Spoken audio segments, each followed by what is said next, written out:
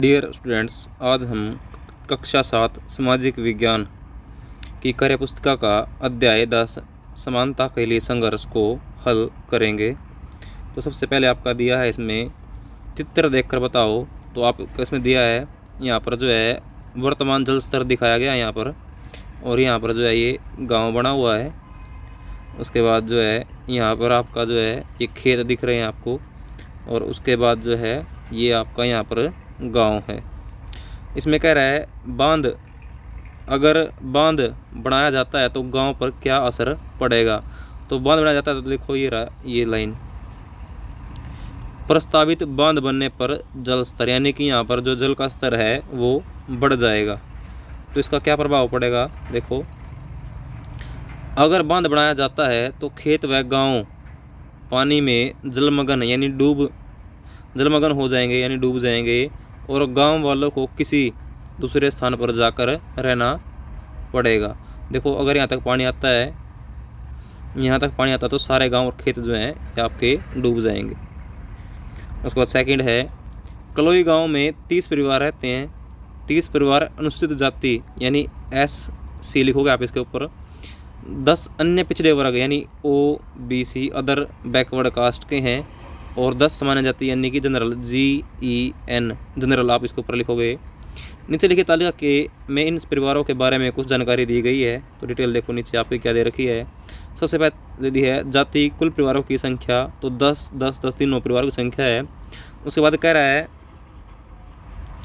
पहला कह रहा है पिता की शिक्षा और पिता की आय का स्रोत दे रखे हैं इन्होंने। तो सबसे पहले देखो पिता की शिक्षा के बारे में बता रखा है इन्होंने। तो जो अनुसूचित जाति आपकी SC, उसमें से पिता यानी जो 8 पिता हैं 10 में से वो अशिक्षित हैं यानी पढ़े लिखे नहीं हैं, और 2 ही केवल जो हैं स्कूल तक शिक्षा उन्होंने जो है प्राप्त की है। उसके बाद नेक्स्ट दे रखा है आपका अन्य पिछड़ा वर्ग यानी OBC के 10 पिता जो हैं उन्होंने स्कूल तक की शिक्षा प्राप्त कर रखी है।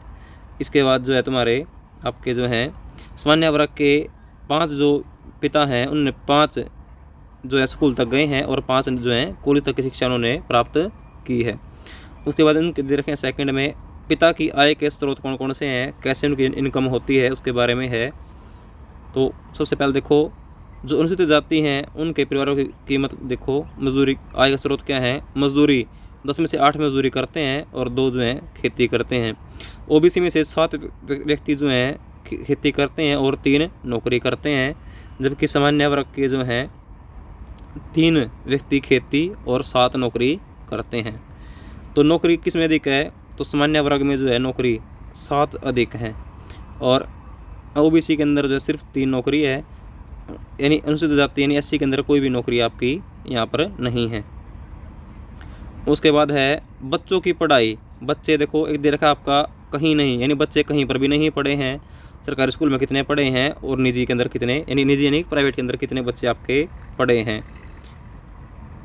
तो सबसे पहले जो है अनुसूचित जाति के लड़के 3 लड़के जो है कहीं पर भी नहीं पढ़े हैं, और लड़कियां जो है 8 लड़कियां जो है कहीं भी जो है नहीं पढ़ी हैं। उसके बाद सरकारी में कितने पढ़े हैं, लड़के 7 पढ़े हैं, लड़कियां 2। प्राइवेट स्कूल के अंदर ना लड़का पढ़ा है ना ही कोई लड़की पढ़ी है अनुसूचित जाति की। उसके बाद है आपका नेक्स्ट OBC के अंदर देखो ऐसा एक भी बच्चा नहीं है जो कहीं पर भी जो है नहीं पढ़ा हो। सरकारी स्कूल के अंदर कितने पढ़े हैं, 5 लड़के और 10 लड़कियां सरकारी स्कूल के अंदर पढ़ी हुई है अन्य पिछड़ा वर्ग की। और जो निजी स्कूल है उसके अंदर देखो निजी स्कूल के अंदर जो है 5 लड़के पढ़े हुए हैं OBC के, लड़की एक भी जो है प्राइवेट स्कूल के अंदर जो है नहीं पढ़ी हुई है इनकी।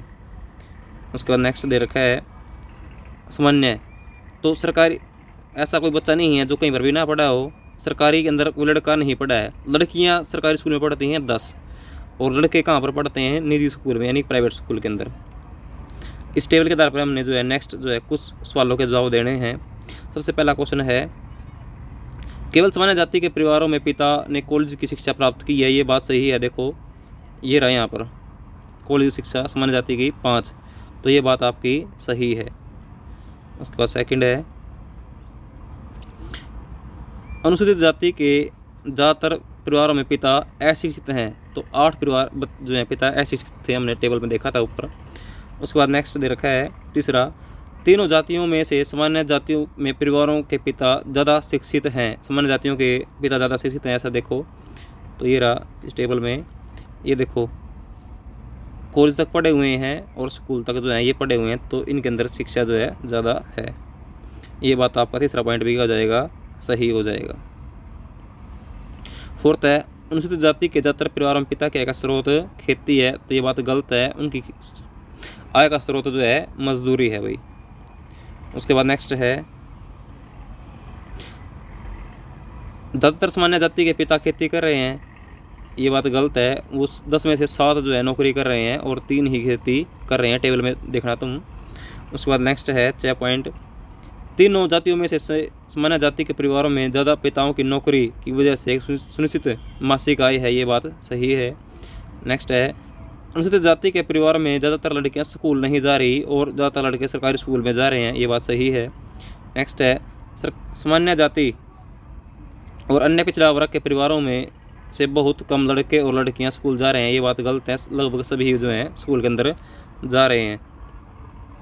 नेक्स्ट है, तीनों जातियों में से अनुसूचित जातियों की स्थिति सबसे खराब है। यहाँ पर ज़्यादातर पिता अशिक्षित यानी पढ़े लिखे नहीं हैं, घर पर आय का कोई सुनिश्चित साधन नहीं है और ज़्यादातर लड़कियाँ स्कूल नहीं जा रही, ये बात आपकी सही है। नेक्स्ट पॉइंट है आपका, कोई बच्चा स्कूल जा रहा है केवल इस बात पर निर्भर नहीं है कि वह लड़की है या लड़का, पर इस पर भी है कि वह कौन सी जाति का है, तो ये बात आपकी सही है। उसके बाद नेक्स्ट है, तीनों जातियों में से सामान्य जाति के परिवारों की स्थिति सबसे बेहतर है, क्यों? बेहतर उनकी स्थिति इसलिए है क्योंकि नौकरी अधिक व उच्च शिक्षा के कारण उनकी जो है नौकरियां जो है पर अधिक हैं और उनकी परिवार की स्थिति सबसे बेहतर है।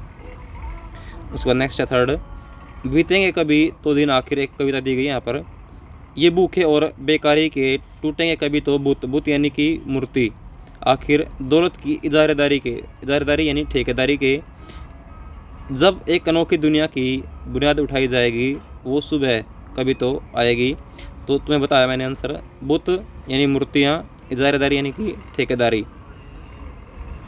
उसके बाद देखो क्या कह रहा है ये, साहिर जो इसके कविता के लेखक हैं या कवि हैं, साहिर द्वारा लिखी इन पंक्तियों की अपने शिक्षक के साथ कक्षा में चर्चा करो। इन पंक्तियों में साहिर किस अनोखी दुनिया की बात कर रहे हैं?